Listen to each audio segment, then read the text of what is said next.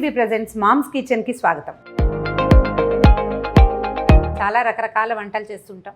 అయితే పెద్దవాళ్ళు చేసే వంటలు కొన్ని ప్రత్యేకంగా ఉంటాయి. కొంచెం కొత్తగా పెళ్ళైన పిల్లలు, చిన్నవాళ్ళు ఈ సాంప్రదాయ వంటలు చేయలేమని భావిస్తారు. కందా బచ్చల కూర, అరటికాయ ఆవపెట్టి కూర అలాంటివి. అయితే మనం పెళ్ళిళ్ళల్లో ఎక్కడైనా దేవుడి భోజనాలప్పుడు ఈ కూరలు తింటాం, చేసుకోవాలనిపిస్తుంది. మనకి రాదు, ఎవరైనా పెద్దాళ్ళు ఉండాలని భావిస్తూ ఉంటాం. కానీ అలా ఏమీ భావించక్కర్లేదు. ఎవరైనా కూడా సాంప్రదాయ వంటలు చాలా సింపుల్గా చేసుకోవచ్చు. ఈజీ మెథడ్లో ఎలా చేసుకోవాలో చూద్దాం. కొన్ని ప్రత్యేకమైన వంటలు మేము చేసి చూపిస్తాము. మీకేమైనా ఫలానావి కావాలి అంటే అవి తప్పకుండా మనకి మెసేజెస్లో తెలియజేయండి. వాటిని కూడా ట్రై చేద్దాం మీకు సులువుగా నేర్పించడానికి. అయితే ఇవాళ కందా బచ్చల కూర చేసుకుందాం. కందా బచ్చల కూర ఎలా చేయాలి? కంద తెచ్చుకోవాలి. కందని తరగటం ఒక చిన్న ప్రత్యేకమైన పని. అది చుట్టూతా మట్టి ఉంటుంది, జాగ్రత్తగా సెలెక్ట్ చేసుకోవాలి. చుట్టూతా ఉన్న మట్టి అంతా తీసేసి ఆ మాత్రం క్యూబ్స్ లాగా తరిగేసుకోవాలి. శుభ్రంగా కడగాలి. కంద మీద చాలా మట్టి ఉంటుంది. తర్వాత బచ్చల కూర తెచ్చుకోవాలి.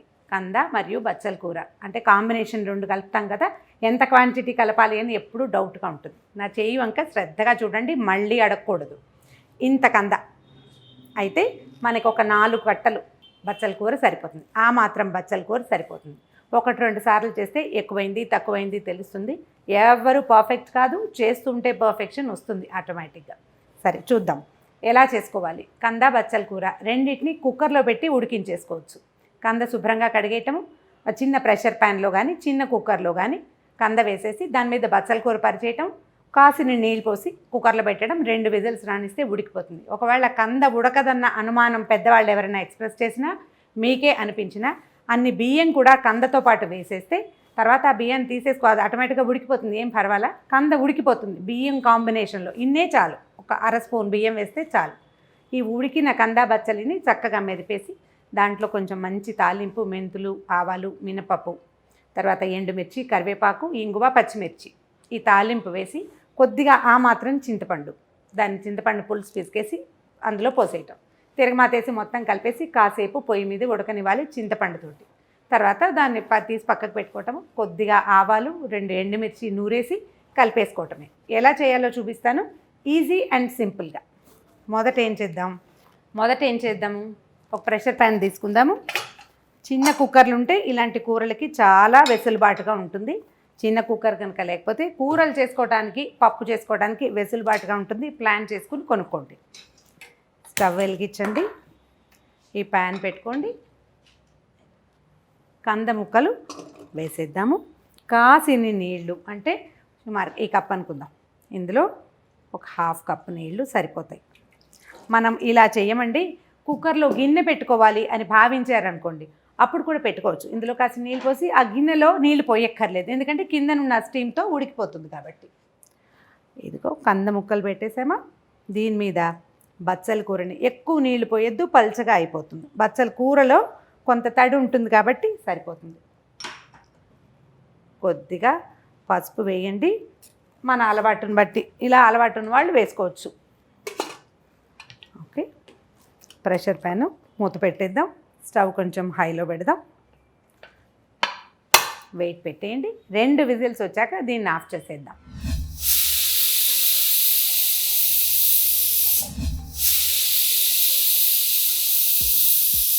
రెండు విజిల్స్ వచ్చినాయి, మనం కుక్కర్ ఆపేసేయచ్చు, స్టవ్ ఆపేసేయచ్చు. ఒకవేళ మనం ఇందులో నీళ్లు పోసి గిన్నెలో స్టీమ్ అయ్యేలాగా పెడితే కనుక ఆపేస్తే ముక్కలు ఉడకవు, జ్ఞాపకం పెట్టుకోండి. గిన్నె కనుక పెట్టామా తప్పకుండా ఒక 5 నిమిషాలు సిమ్లో పెట్టాలి, అప్పుడే మెత్తగా అవుతుంది. ఇప్పుడు మనం డైరెక్ట్గా పెట్టాం, హీట్ మీద ఉంటుంది కాబట్టి సరిపోతుంది.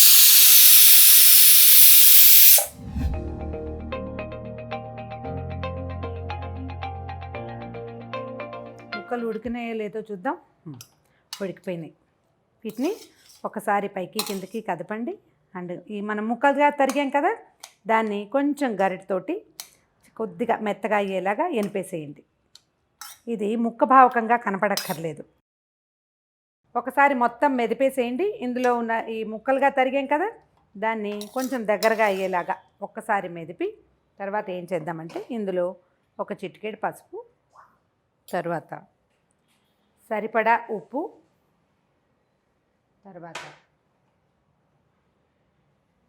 కారం, వేసుకోవచ్చు, ఎర్రగా బాగుంటుంది. మనం చింతపండు పులుసు వేస్తాం కదా. అయితే దీంట్లో ఏం చేద్దాం, మనం ముందుగానే తడిపి ఉంచుకున్న చింతపండు పులుసుని వేసేయాలి. సుమారుగా ఇప్పుడు మనం చేస్తున్న కూరకి ఒక చిన్న ఉసిరికాయ కంటే ఒక నలకంత ఎక్కువ చింతపండు సరిపోతుంది. రసం పలచగా తీస్తే ఏమవుతుందంటే కూర నిదానంగా ఉడుకుతుంది.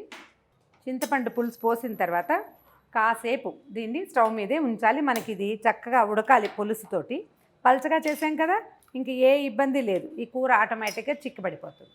ఓకే, ఇది ఇలా ఉంచి దీనిలోకి తాలింపు రెడీ చేసుకుందాం మనం. ఈ కందా బచ్చల కూర ఏంటంటే అత్యంత సాంప్రదాయ వంటల్లో చాలా సాంప్రదాయమైంది. సాధారణంగా పెళ్ళిళ్ళల్లో, గృహప్రవేశాలప్పుడు, తర్వాత ఏమో మన నిశ్చితార్థానికి కందా బచ్చల కూర తప్పకుండా ఉండాలంటారు. అయితే ఇందులో ఏంటంటే మనం అన్నిట్లలో వాడేలాగా ఉల్లిపాయలు, వెల్లుల్లిపాయలు అవి వేసుకోం. వాటిని వాడాల్సిన అవసరమే రాదు. కొంచెం దేవుడికి పూజలప్పుడు అప్పుడు కూడా ఇలాంటివి చేసుకుంటే ఏంటంటే ఉల్లిపాయ అవసరం లేకుండా ఉండే కూరలు కొన్ని ప్రత్యేకంగా ఉంటాయి కదా, అందులో ఈ కంద ఖచ్చితంగా పెట్టుకోవాలి. అయితే చేయడం కొంచెం కష్టమని, ఒకవేళ దురదొస్తుందని మనకి చాలా అనుమానాలు ఉంటూ ఉంటాయి. చేస్తూ ఉంటే అదే అలవాటు అయిపోతుంది, అంత పెద్ద ఇబ్బంది ఏం లేదు. అండ్ బచ్చల కూర వేస్తాం కదా, ఈ బచ్చల కూరలో ఏంటంటే బచ్చలి ఐరన్ రిచ్, అది కందలో ఉండేటువంటి ఆ వాతం చేసే గుణాన్ని కొంత పోగొడుతుందని చెప్తారు. అందుకని ఆ రెండింటిని కాంబినేషన్ కలిపి ఉంటారు. బహుశా మన దొడ్లో ఎక్కడైనా కాస్త బచ్చల తీగ ఉంటే అప్పుడప్పుడు వండుకుంటుంటే మనకు కూడా అలవాటు అయిపోతుంది ఈజీగానే, ఏం కష్టం కాదు చేయడం. అదిగో నూనె కొంచెం కాగింది. తిరగమాతకి ఖచ్చితంగా పులుసులో వేసినంటే ఇలా పులుసు పైన పోసిన కూరలకి మెంతులు మస్ట్ అండ్ షుడ్గా వేసుకోవాలి. ఇవి కొంచెం వేగనిచ్చి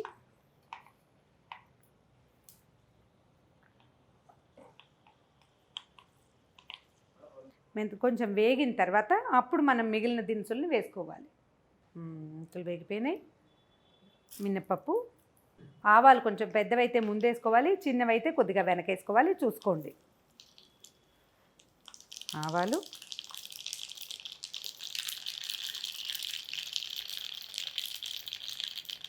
తర్వాత కొద్దిగా ఇంగువ, ఎండుమిర్చి ముక్కలు. ఇది కొంచెం వేగిన తర్వాతే మనం పచ్చిమిర్చి వేసుకోవాలి. మనం ఇక్కడ జ్ఞాపకం పెట్టుకోవాల్సిన సంగతి ఏంటంటే ఈ కూరల్లో జీలకర్ర వేయం. పచ్చిమిర్చి, ఆ తర్వాత ముందే శుభ్రంగా కడిగి పెట్టుకున్న కరివేపాకు. ఓకే, ఇప్పుడు ఈ మిశ్రమం, ఈ తాలింపుని దీంట్లో వేసేయండి. ఒక 5 నిమిషాలు ఉడకనిస్తే ఈ తాలింపు వాసన పూర్తిగా కూరకు పడుతుంది. తర్వాత ఏమో ఈ మనం వేసిన పులుసు తలకు పచ్చితనం కూడా పోతుంది, ఈజీగా పోతుంది. ఒక 5 నిమిషాలు చాలు, ఇది కూర దగ్గరకు వచ్చేస్తుంది. చూడండి, కూర పలచగా ఉంది. ఒక 5 నిమిషాలు ఉండేసరికి చిక్కబడిపోతుంది. అయితే ఈ కూరల్లో ఏంటంటే ఇలా కూడా మనం వడ్డించేసుకోవచ్చు. కందా బచ్చల కూరలో ఆవ పెట్టడం ఒక ప్రత్యేకమైన పద్ధతి. కొన్ని ప్రాంతాల్లో ఆవ లేకుండా అసలు తినరు. ఆవ వేస్తే ఇందులో ఉన్న వాత గుణం పూర్తిగా పోతుందంటారు. ఆవ వేసేసరికల్లా ఆ వాసన కూడా మనకి ఏంటంటే ఈ శీతాకాలానికి చాలా మంచిది. పెద్దగా ఎండాకాలాలు తినరు ఆవ వేసిన కూరలు, శీతాకాలంలో తింటాం.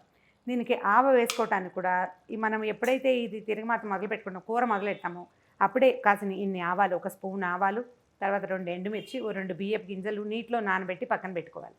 పచ్చి ఆవ అంటారు. దాన్ని ఏం చేయాలంటే ఈ కూర ఉడుకుతుండగానే కొంచెం చిన్న మన రోట్లో కానీ లేకపోతే నేల మీద మన గట్టు కనుక బాగుంటే క్లీన్గా అప్పడాల కర్రతోటి కూడా మనం దాన్ని నూరేసుకోవచ్చు. ఈ నూరేసిన ఆవని స్టవ్ ఆపేశాక కలిపేసుకోవాలి కూరలో. ఇది కొంచెం పెందరాళ్ళే చేసుకుంటే మధ్యాహ్నానికి ఆవ ఊరుతుంది. పొద్దున్న చేసిన కూర సాయంత్రానికి మరీ రుచిగా ఉంటుంది. మర్నాడు పొద్దుటికి కూడా ఈ కూర బాగుంటుంది. శీతాకాలం ఎండాకాలం అయినా కూడా ఆవ ఊరేసరికి ఎక్కువ రుచి వస్తుందన్నమాట. మనమైతే ఈ నూరటము అది చేత కాదు, పైగా మనం చేసుకునే కూర కొంచెము, ఇన్నే ఆవాలు ఎలా నూరుతాము అన్న అనుమానం ఉన్నవాళ్ళు ఈజీగా ఒక పద్ధతి చేయొచ్చు. ఒకేసారి కాసిన ఒక చిన్న గ్లాస్ ఆవాలు చక్కగా గ్రైండ్ చేసేసి దాన్ని ఎత్తి ఫ్రీజర్లో పెట్టేసుకోండి, డబ్బాలో పోసి. మనం ఎప్పుడు కూర చేసుకోదలుచుకుంటే అప్పుడు ఒక స్పూన్ ఆవపిండిని తెచ్చి కూరలో కలిపేసుకోవచ్చు నిర్మోహమాటంగా. ఏమీ భయం ఏం లేదు. పాతకాలంలోలాగా నీళ్లు పోసి నూరాల్సిందే అన్న నియమం ఏం లేదు. ఒక చిన్న కప్పులో అది వేయటం, కాసి నీళ్ళు పోసి కలిపేసి ఒక డ్రాప్ నూనె వేసి ఈవెన్గా కలుస్తుంది. అది ఎత్తి కూరలో కలిపేస్తాం. దగ్గరకు వచ్చేసింది. ఇదేంటంటే ఒక గంటకి ఇంకొంచెం దగ్గరగా అవుతుంది అనమాట. కాస్త వదులుగా తీసుకుని అక్కడ లూజ్గా ఉండగా ఆపేసినా దగ్గర పడిపోతుంది. పైగా ఏంటంటే వాతం చేస్తుంది అని అనుమానం ఉన్న కూరలు, ఏ కూర తింటే నడునొప్పి వస్తుందని, నొప్పులు వస్తాయని భావిస్తామో వాటిని ఎప్పుడూ రెండో పూట తినకూడదు. ఒక్క పూట తినాలి. మీకు ఎంత కావాలో అప్పుడే తినేసేయండి.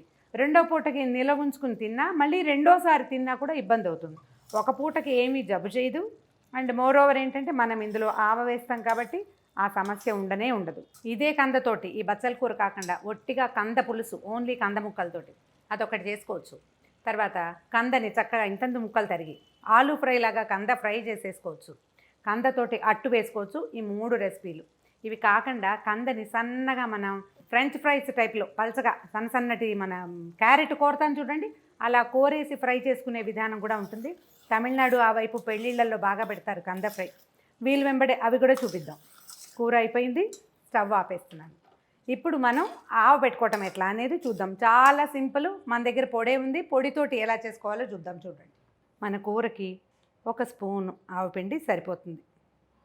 ఓకే, మనం సరిపడా కారం వేసుకున్నాం కాబట్టి ఇంకా ఇందులో కారం వేయక్కర్లేదు. కొద్దిగా నీళ్ళు పోయండి, కొంచెమే చాలు. దీన్ని ఒకసారి చక్కగా కలిపేయండి. దీంట్లో ఏం చేద్దామంటే 1 డ్రాప్ నూనె వేద్దాం. పచ్చి నూనె వేయచ్చా అని అడుగుతారు. పచ్చి నూనె నిరభ్యంతరంగా కందకూరలో వేసేసుకోవచ్చు, ఏమీ అనుమానం లేదు. మనం నూరేటప్పుడు వేసుకుంటే ఇంకా బాగుంటుంది. దీంట్లో 2 పచ్చిమిరపకాయలు వేసి నూరుకోవచ్చు, ఎండుమిరపకాయలు వేసి నూరుకోవచ్చు. మనకి నూరే అవకాశం ఉన్నప్పుడు, లేనప్పుడు ఈజీ మెథడ్ ఇలా చేసేసుకోవచ్చు. స్టవ్ ఆపేసాం కదా, దీన్ని ఏం చేద్దామంటే పొయ్యి మీద నుంచి దించేద్దాం. ముందు అక్కడి నుంచి తీసేద్దాం దీన్ని. ఇప్పుడు మనం కలిపెట్టుకున్న ఆవని ఇందులో వేసేయండి.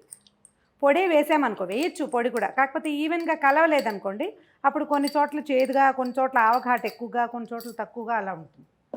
ఇలా చేస్తే నీటిలో కలిపేసి ఈజీగా కలిసిపోతుంది. ఆవాల వాసన వస్తుంది.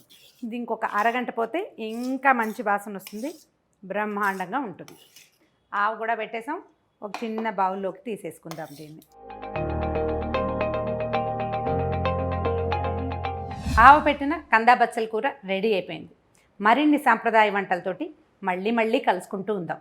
కొత్త వంటకాలు, రెసిపీలు తెలుసుకోవడం కోసం సుమన్ టీవీ మామ్స్ కిచెన్ని సబ్స్క్రైబ్ చేసుకోండి.